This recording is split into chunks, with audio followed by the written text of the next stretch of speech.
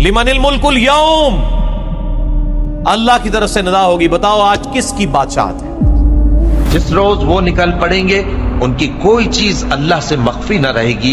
सवाल होगा आज किसकी हुकूमत है? जवाब मिलेगा अल्लाह की, जो अकेला है, बड़ा जबरदस्त है। आज के दिन हर शख्स को उसके अमाल का बदला दिया जाएगा। आज किसी के हक में बेइंसाफी नहीं होगी। बेशक अल्लाह जल्द हिसाब लेने वाला है। लिल्लाहिल वाहिदिल क़हार, अल्लाह ताला की तरफ से ही जवाब आएगा। आज अकेले अल्लाह की बादशाहत है जो सब पे छाया हुआ है। ये बड़ा खतरनाक मामला है। अल्लाह ने अपने क़यामत के दिन अपना नाम गफूरुर रहीम नहीं रखा हुआ, क़हार रखा हुआ है, छाया हुआ, अपने बंदों पर छाया हुआ। बड़ा खतरनाक मामला है मेरे भाई। अल्लाह ताला औज़ार जलाल में तो होगा। अल्लाह ताला ने यानी हजारों साल लोगों की नाफरमानियां नहीं देखी क्या? और लोगों को ढील नहीं दी है? अभी तक तो देर है ना जी। हजारों साल से दुनिया बाद है, नाफरमान मर रहे हैं, ढील मिलती जा रही है, और लोग आ रहे हैं। अभी इस वक्त अरबों लोग नाफरमान मौजूद हैं, लेकिन क़यामत वाले दिन तो फिर अल्लाह ताला पकड़ेगा ना। कुरान हकीम में बार बार आया है कि अगर एक ये बात ना तय पा चुकी होती कि आखिरत के दिन पकड़ होगी, तो नबी इस्लाम कब से दुनिया में हम इनका मामला तय कर देते। अल्लाह पूछेगा बताओ आज किसकी बादशाहत है? अकेले अल्लाह की। अल-यौम तुज्ज़ा कुल्लु नफ्सिन बिमा कसबत, आज हर जान को बदला दिया जाएगा जो कुछ वो कमा कर लाया है। क्या कमा के लाया? आखिरत की करेंसी क्या है? डॉलर है, पाउंड है, रुपया है, रियाल है, नेकियां। ला ज़ुल्मल यौम, आज किसी पे जुल्म नहीं होगा। इन्नल्लाह सरीउल हिसाब, बेशक अल्लाह हिसाब लेने में बहुत जल्दी फरमाने वाला है। अल्लाह के लिए कोई मुश्किल नहीं है कि हिसाब किताब भी जनाब 60 साल ने तो 60 साल सहाबा से चाहिए देने ना, फौरन हिसाब होगा और फैसला हो जाएगा। व अन्दिरुम यौमल आदिफती इदिल क़ुलूबु लदैनल हनाजिर, नबी इस्लाम इनको डर सुना दीजिए उस दिन के बारे में जिस दिन दिल जो है वो गलों को आ जाएंगे। इन्हें कहते हैं कलेजा मुंह को आना, उर्दू में मुहावरा बोला जाता है। ये हालत हो जाएगी। काज़िमीन, दहशत के मारे, माल ज़ालिमीन मिन हमीम वला शफीइन युता, उस दिन जालिमों के लिए ना कोई दोस्त होगा, ना ऐसा कोई सिफारिशी कि जिसकी सिफारिश मानी जा सके। ये तो दुनिया में मशहूर है ना कि जी वो धौंस के साथ बख्शवा लिया जाएगा। शफात बिल इज़्न है, अल्लाह ताला जिसके लिए चाहेगा शफात करवाएगा, बिल वजाहत नहीं है। मसला नंबर 88B मेरा शफात के ऊपर रिकॉर्डेड मौजूद है। आप सल्लल्लाहु अलैहि वसल्लम भी शफात जिसकी करेंगे वो अल्लाह के इज़्न के साथ करेंगे, धौंस के साथ नहीं। वरना ये हदीस तो ना होती बुखारी और मुस्लिम की कि ऐ मेरी बेटी फातिमा, इस बात पे मत अकड़ना कि तुम अल्लाह के नबी की बेटी हो, अपने अमाल साथ लेके आना। अगर अल्लाह ने पकड़ लिया तो मैं अल्लाह के हुजूर तुम्हारे कुछ काम नहीं आऊंगा। दुनिया में मेरे माल से जो मुझसे लेना है मेरी बेटी फातिमा ले ले, आखिरत में अल्लाह ने पकड़ लिया तो मैं कुछ काम नहीं आऊंगा। ये हदीस बुखारी मुस्लिम दोनों में है। ये क्यों है? ये फिट इन बैठती है कुरान के अंदर कि शफात है इज़्न के साथ है। हालांकि सैयदा फातिमा जन्नती औरतों की सरदार है, बुखारी मुस्लिम में मौजूद है। लेकिन वो पंजाबी वाला मुहावरा है ना, कहना तीनू ते सुनाना नू नू। नबी इस्लाम ने फरमाया तो सैयदा फातिमा से है, लेकिन असल में मैसेज पूरी उम्मत को दिया है कि ये ना हो कि बाद में आके लोग क्लेम करें कि जनाब असी तो जन्नत ही ले जाएंगे। तो जिस तरह आज हमारे तसव्वुफ के सिलसिलों में यानी ये लोग बड़े वसूख के साथ ये दावे करते आ रहे हैं सदियों से, यानी शर्मो हया नहीं है इतना बड़ा दावा करना। उन बुजुर्गों ने नहीं किए होंगे, यकीनन उनके मानने वालों ने उनकी तरफ मंसूब कर दी, और अगर उन बुजुर्गों ने भी किए तो गलत किए।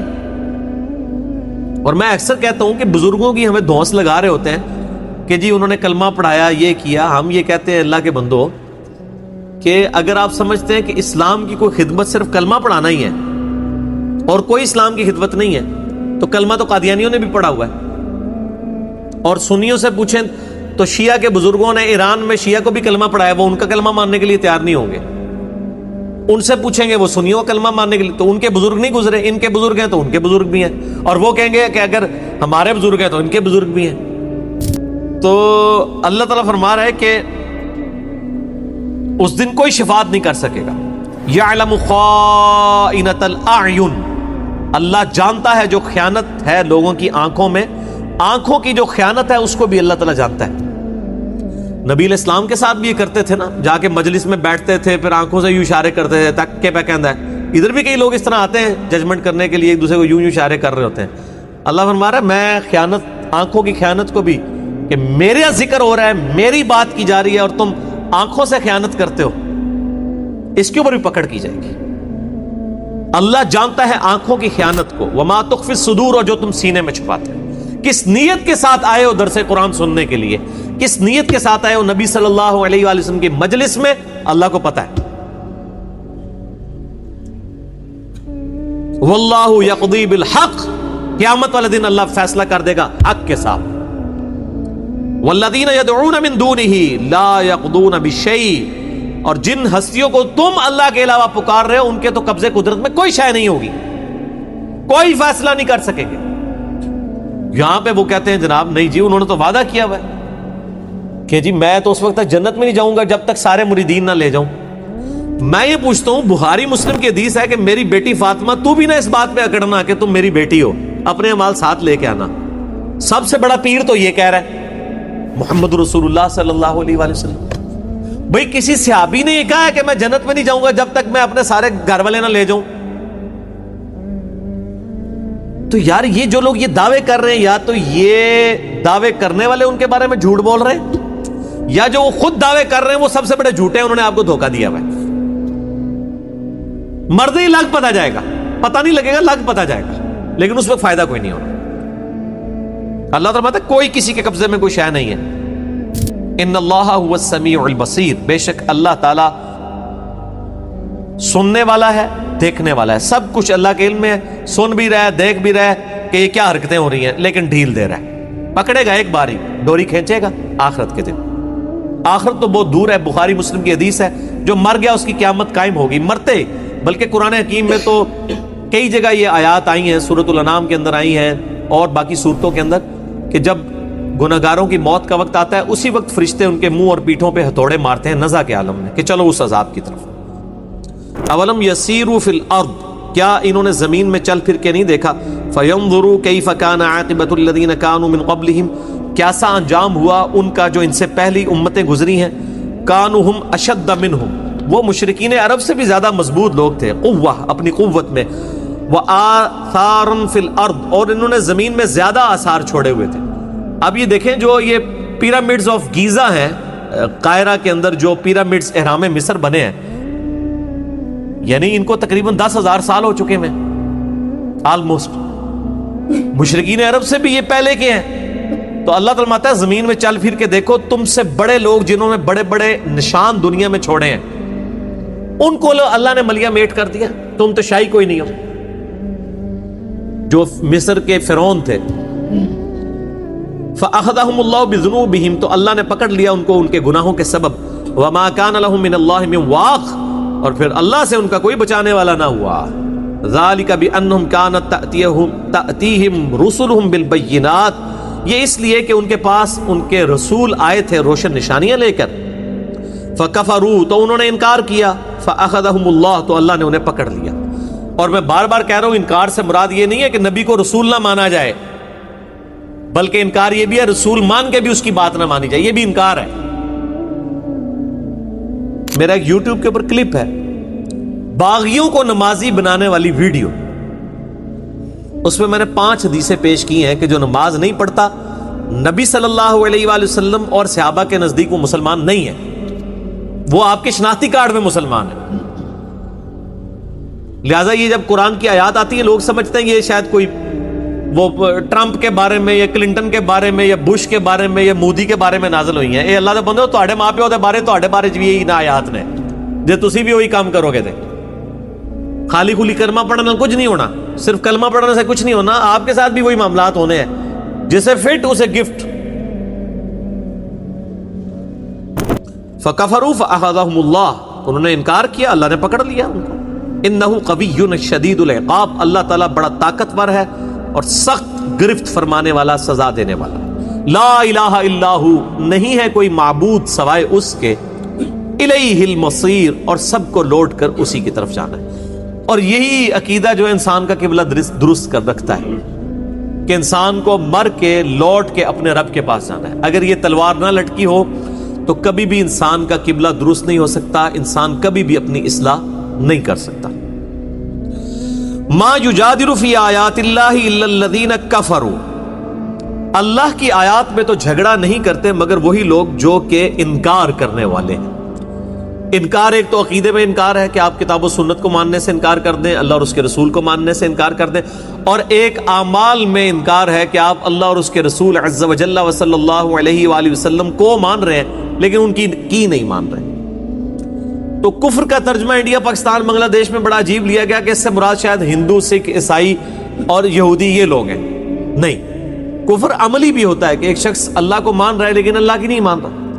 صحیح مسلم میں حدیث ہے انٹرنیشنل نمبر کے مطابق کتاب الایمان چیپٹر میں 246 نمبر کہ آپ صلی اللہ علیہ وآلہ وسلم نے فرمایا بندے کے کفر اور اسلام کے درمیان فرق نماز ہے. اب وہ پاکستان کے شناختی کارڈ میں تو مسلمان لکھا جائے گا، نام مسلمانوں والا ہے، نماز نہیں پڑھ رہا، عملاً تو کافر ہے. اکثر لوگ جناب پوچھ رہے ہوتے ہیں باہر کے ملکوں سے، وہ جی جناب وہ یہاں پہ ہم اپنے مردوں کو کافروں کے قبرستان میں دفنا دیا کریں،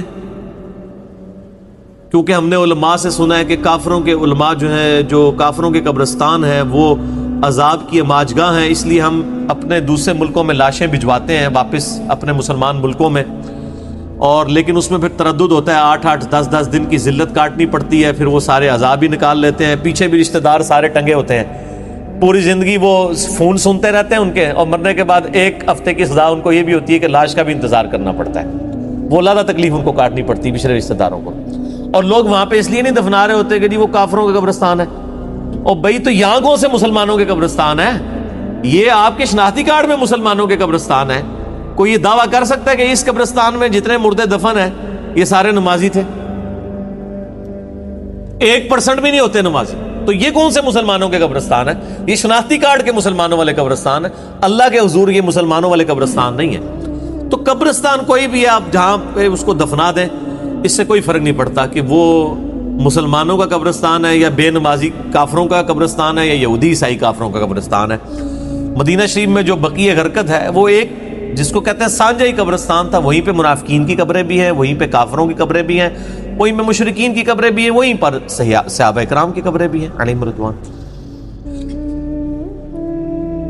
تو اللہ کی آیات میں تو جھگڑتے نہیں مگر وہ لوگ جو انکار کرنے والے ہیں. فلا یغررک تقلبہم فی البلاد، تو اے نبی علیہ السلام آپ کو دھوکے میں نہ ڈال دے ان کا شہروں میں بڑے کر و فر کے ساتھ پھرنا، یعنی ان کا جو دنیاوی سٹیٹس ہے اے نبی صلی اللہ علیہ وآلہ وسلم، یہ آپ کو دھوکے میں نہ ڈال دے کہ اگر یہ اللہ تعالیٰ کے حضور منظور نظر نہیں ہے تو اللہ نے دنیاوی ان کو اچھا سٹیٹس کیوں دیا ہوا ہے، یہ چیز آپ کو دھوکے میں مبتلا نہ کر دے. اب مجھے ذرا یہ بتائیے کہ اگر نبی علیہ السلام کو یہ بات کہی جا رہی ہے کہ آپ دھوکے میں مبتلا نہ ہو کافروں کا سٹیٹس دیکھ کے، تو ہم اور آپ کس شمار کے اندر ہیں؟ یعنی انسان کی ایک صفت ہے کہ بظاہر جو کچھ ہو رہا ہوتا ہے اس کی وجہ سے اس کے اوپر اثرات ضرور آتے ہیں.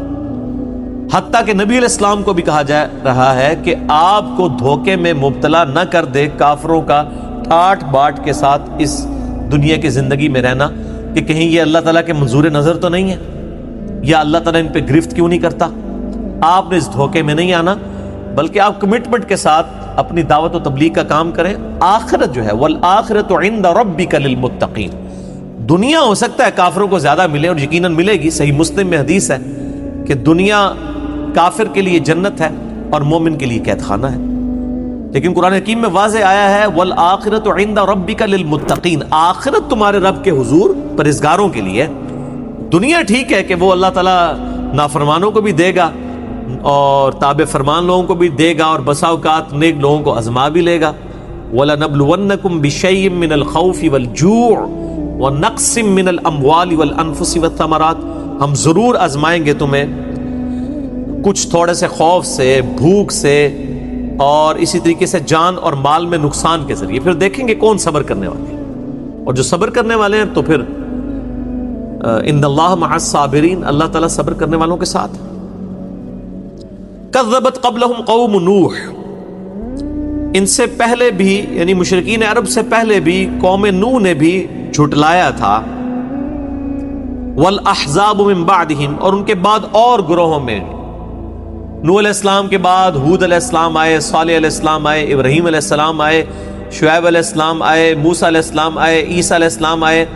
ان تمام پیغمبروں کے زمانے میں کئی گروہ ایسے تھے جنہوں نے وقت کے پیغمبر کی دعوت کو قبول نہیں کیا اور ان کے ساتھ بغاوت پر اتر آئے، یہاں تک کہ وہ ہمت کل امت برسولہم لیأخذوہ، ہر امت نے یہ ارادہ کیا کہ اپنے رسول کو پکڑ لے، گرفتار کر لے۔ ہمارے نبی علیہ السلام کے ساتھ بھی یہی ہوا ہے۔ جب آپ مکے سے مدینے کی طرف ہجرت کر گئے اس دوران آپ کے قتل کا بھی انہوں نے پورا پلان بنایا ہوا تھا، اللہ تعالیٰ نے آپ کو بچا لیا۔ تو اللہ تعالیٰ فرماتا ہے ہر نبی کے ساتھ یہی ہوا ہے کہ وقت کے پیغمبر کے خلاف ان کی امتیں وہ کھڑی ہو گئی۔ امت کی بھی دو اقسام ہے، ایک امت اجابت ہے جیسے ہم ہیں جنہوں نے دعوت حق قبول کر لی، ایک امت دعوت ہے جیسے یہود و نصارہ اور مشرکین ہیں، وہ بھی نبی علیہ السلام کی امت ہے لیکن امت دعوت ہے، ان تک ہم نے دعوت پہنچانی ہے۔ تو جو مخالفین ہوتے تھے نبیوں کے، ہوتے تو امت ہی تھے ان کے، لیکن وہ نبیوں کو قتل کرنے کی سازشیں بھی کرتے تھے، ان کو گرفتار کرنے کی بھی، پکڑنے کی بھی۔ وجادلوا بالباطل، اور جھگڑا کرتے تھے ان کے ساتھ باطل طریقے کے ساتھ، لیدحضوا به الحق، تاکہ حق کو اس سے جھٹلا دے۔ فاخذتهم، پس ہم نے ان کو پکڑ لیا۔ فکیف کان عقاب، تو بتاؤ پھر میرا عذاب کتنا شدید ہوا۔ بیسیکلی اس میں دھمکی ہے، ظاہر پس منظر میں نبی علیہ السلام کی 10 سال کی دعوت ہے، مشرکین عرب میں سے صرف 125 کے قریب لوگ مسلمان ہوئے ہیں، اور وہ پھر تانا بھی دیتے ہیں کہ اگر تم سچے پیغمبر تھے تو ہم پر عذاب بھی نہیں آیا، تمہاری دعوت بھی اتنے لوگوں نے قبول نہیں کی۔ تو نبی علیہ السلام کو تسلی کی دی جا رہی ہے، اور مشرکین عرب کو جواب دیا جا رہا ہے کہ دیکھنا جب اللہ کا عذاب آئے گا پھر ٹال نہیں سکتا۔ پھر عذاب آیا غزوہ بدر کی شکل میں، 70 سردار ان کے جو ہیں وہ قتل ہوئے، اور اس کے بعد غزوہ خندق میں، اور پھر غزوہ حنین تو آخری قسط تھی مشرکین عرب پہ اللہ تعالیٰ کے عذاب کی۔ وَكَذَلِكَ حَقَّتْ كَلِمَةُ رَبِّكَ عَلَى الَّذِينَ كَفَرُوا، اور اسی طریقے سے تمہارے رب کی بات پکی ہو گئی، طے پا گئی ان لوگوں پر جو کہ انکار کرنے والے تھے، انہم اصحاب النار، کہ وہ ہیں دوزخی۔ یعنی دنیا میں تو یہ معاملہ ہے ہی ہے کہ عذاب آئے گا، اور دنیا میں اگر کسی پر عذاب کی قسط نہ بھی آئی، آخرت کا معاملہ اس کے اوپر ہے کہ وہ دوزخی ہیں، وہ آخرت کا عذاب تو ٹلنے والا نہیں ہے۔ اب بڑی اہم ترین آیات آ رہی ہیں اگلی۔ اہل ایمان کی اللہ کے حضور کیا وقعت ہے، کیا عزت ہے، اس حوالے سے اللہ تعالیٰ نے یہ پوری کائنات جو ہے وہ انسان کے لیے پیدا کی ہے، اور انسان کو اپنے لیے پیدا کیا۔ وما خلقت الجن والانس الا لیعبدون، اور کس حد تک کہ اس کائنات کی ہر مخلوق اللہ نے انسان کی خدمت میں لگائی ہوئی ہے، چاہے وہ سورج ہو، چاند ہو، ستارے ہوں، ایون فرشتے بھی، وہ بھی انسانوں کا ذکر کر رہے ہوتے ہیں۔ اب یہ وہ آیات آ رہی ہیں قرآن حکیم میں، سورۃ المؤمن کی اہم ترین آیات ہیں۔ الذین یحملون العرش، اللہ کے وہ فرشتے جو کہ عرش کو اٹھائے ہوئے ہیں، ومن حولہ، اور جو عرش کے ارد گرد ہیں، یسبحون بحمد ربہم، وہ تمہارے رب کی حمد بیان کرتے ہیں تسبیح کے ساتھ، جو صحیح بخاری میں آیا کہ ان کے کلمات کیا ہوتے ہیں، سبحان اللہ وبحمدہ، سبحان اللہ العظیم۔ وَيُؤْمِنُونَ بِهِ، اور ایمان رکھتے ہیں اللہ پر، وَيَسْتَغْفِرُونَ لِلَّذِينَ آمَنُوا، اور وہ جو فرشتے اللہ کے عرش کو تھامے ہوئے ہیں، اللہ کے عرش کے گرد اللہ کی تسبیحات بیان کرتے ہیں، وہ کرتے کیا ہیں؟ وہ استغفار کرتے رہتے ہیں ایمان والوں کے لیے۔ اللہ نے ان کی یہ ڈیوٹی لگائی ہے کہ میرے جو ایمان والے بندے ہیں ان کے لیے دعا مانگو، مجھ سے استغفار کرو ان کے گناہوں کی بخشش کے لیے۔ یہ ایمان والے ہیں، یہ شناختی کارڈ والے نہیں ہیں مسلمان۔ ایمان والے وہ ہوتے ہیں جو بات مان لیں۔ اور ربنا وسعت کل شیء رحمہ، اور دعا کیا کرتے ہیں؟ اے رب ہمارے، تیری رحمت نے ہر چیز کو اپنا وسعت سے گھیرے ہوئے ہے، وعلما، اور تیرے علم نے، فاغفر للذین تابوا، پس تو بخش دے ان لوگوں کو جو واقعی توبہ کر لیں، واتبعوک سبیلک اور تیرے راستے کی پیروی اختیار کر لیں. دیکھ لیں جو میں نے بات کی تھی نا کہ انڈیا پاکستان بنگلہ دیش کی توبہ یہ ہے کہ گناہ بھی دب کے کرو تو توبہ بھی دب کے کری آؤ. اور قرآن حکیم کی توبہ یہ ہے کہ وہ فرشتے کس کے لیے دعا کرتے ہیں کہ جو لوگ توبہ کریں وَاتَّبَعُوا سَبِيلَكَ اور تیرا راستہ اختیار کر لیں. قرآن حکیم میں تو خالی توبہ ہے ہی نہیں ہے, ایک خالی کھلی توبہ جڑی ہے, ایک کھوکھلی توبہ تو ہے ہی نہیں ہے. تو فرشتے دعا ان کے لیے کر رہے ہیں جو توبہ کر کے سیدھا راستہ اختیار کر لیں. وَقِهِمْ عَذَابَ الْجَحِيمِ اور اے اللہ ان کو بچا لے عذاب جہنم سے, دوزخ کے عذاب سے کہ انہوں نے تیرا راستہ اختیار کر لیا. ربنا وادخلهم جنات عدن التي وعدتهم اے رب ہمارے اپنے ان مومن بندوں کو داخل فرما دے ہمیشہ کی جنتوں میں جن کا تو نے ان سے وعدہ کیا. دیکھیں فرشتوں کو کون سی مصیبت پڑی ہوئی ہے کہ وہ ہمارے لیے دعا کریں, ان کے لیے تو کوئی مسئلہ نہیں ہے. لیکن انسان کتنی اہم مخلوق ہے, اللہ کی کریشن کا کیسا کلائمیکس ہے کہ فرشتے بھی, عرش کو تھامنے والے فرشتے اور اس کے گرد طواف کرنے والے فرشتے, وہ بھی یہ دعا کر رہے ہیں اے اللہ جو توبہ کریں, جو سیدھا راستہ اختیار کر لیں, اے اللہ ان کو معاف کر دے, ان کو ایسی ہمیشہ کی جنتوں میں داخل فرما جن کا تو نے ان سے وعدہ کیا ہے, انہیں دوزخ کے عذاب سے بچا لے. ومن صلح من آبائہم وازواجہم وذریاتہم اور اے اللہ جو کوئی نیکوکار ہیں ان کے والدین میں سے, ان کی بیویوں میں سے, ان کے بچوں میں سے بھی, ان کو بھی جنت میں ان کے ساتھ کر دے. اللہ اکبر کبیرہ والحمد للہ کثیرہ وسبحان اللہ بکرۃ واصیلہ. یہی وہی آیت ہے جس کا میں اکثر ذکر کرتا تھا کہ اگر کسی شخص کی اولاد نیک ہے, ماں باپ اتنے نیک نہیں ہیں لیکن 33 نمبر لے کے پاس ہو چکے ہیں, وہ یعنی وہ نماز روزہ سب کچھ کرتے ہیں اور بالکل ڈیٹم پوائنٹ پہ وہ جنت تک پہنچنے میں کامیاب ہو گئے ہیں, لیکن اولاد جو ہے وہ جنت کے اعلیٰ ترین درجے میں ہے, ماں باپ جو ہیں وہ بالکل ریتی نمبر لے کے پاس ہوئے ہیں, تو اللہ تعالیٰ ان فرشتوں کی دعا کی برکت سے اور اس نیک بندے کی لاج رکھتے ہوئے ان کے ماں باپ بیوی بچوں کو بھی اعلیٰ درجے کی جنت میں ساتھ کر دے گا. یہ تو بہت بڑا ہی ایک انسینٹو ہے. بہرحال شاید اسی لیے لوگ اپنا ایک بچہ حافظ قرآن بنا رہے ہوتے ہیں. انہوں نے نہیں رہنا پائی ایک کنو کڈ لو, ایڑے لولے لنگڑے حافظ قرآن تسی بنا کے کٹ رہے ہو نا, انہوں تے فضیلت نہیں ہے. قرآن کے حلال کو حلال جاننے والا, حرام کو حرام جاننے والا, قرآن پہ عمل کرنے والا. آپ میرا یوٹیوب پہ ذرا کلپ لکھیں حافظ قرآن کی فضیلت تو پتہ چلے کہ اس طرح دا حافظ قرآن تے شاید لکھیں جی بھی نہ تو لبے, لاکھوں میں ایک حافظ قرآن بھی ایسا نہ ملے جس کے بارے میں یہ فضیلت آئی ہے. تو یہ بات یاد رکھیے گا, جس طرح آپ کے کھانے سے آپ کا پیٹ بھرنا ہے نا, کسی اور کے کھانے سے آپ کا پیٹ نہیں بھرنا, اسی طریقے سے آپ نے نیک عمل اختیار کرنے ہیں تو آپ نے جنت میں جانا ہے. آپ کے بچوں کی جیسے آپ نے جنت میں نہیں جانا, کیونکہ یہ الفاظ دیکھیں وَمَن صَلَحَ اور اے اللہ ان نیک بندوں میں سے وَمَن صَلَحَ جو نیکوکار ہیں, من آبائہم ان کے آباء و اجداد میں, وازواجہم ان کی بیویوں میں, وذریتہم اور ان کی اولاد میں. یعنی یہ جو نیک بندہ ہے اگر اس کے ماں باپ بیوی بچے نیک ہیں تو ان کو ساتھ کر دے. کلیئر ہو گیا؟ اے نہیں کہ پتر حافظ قرآن ہے پیو جڑا ہے وہ چرسی پوڈری ہے تو وہ بھی نال ہو جائے گا, نہیں. وَمَن صَلَحَ جو صالح ہے اللہ, اگر ان کے ماں باپ صالح ہیں یعنی وہ ریتی نمبر لے کے پاس ہو کے جنت میں پہنچ چکے ہوئے ہیں, تو یہ تو چونکہ اعلیٰ کلاس میں ہے, دنیاوی اعتبار سے یہ تو رہ رہا ہے F11 کے اندر, ٹھیک ہے نا جی. اور ماں باپ جو رہ رہے ہیں وہ جناب رہ رہے ہیں 22 نمبر چنگی پہ بکرا منڈی, تو یا اللہ ان کو F11 میں کرتے ساتھ, ٹھیک ہو گیا جی.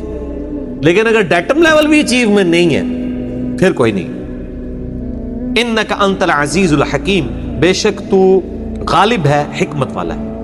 العزیز الحکیم ہمیشہ آتا ہے, یعنی غالب ایسا ہے کہ جب چاہے پکڑ سکتا ہے اپنے نافرمانوں کو, لیکن حکمت ہے ڈھیل دیتا ہے.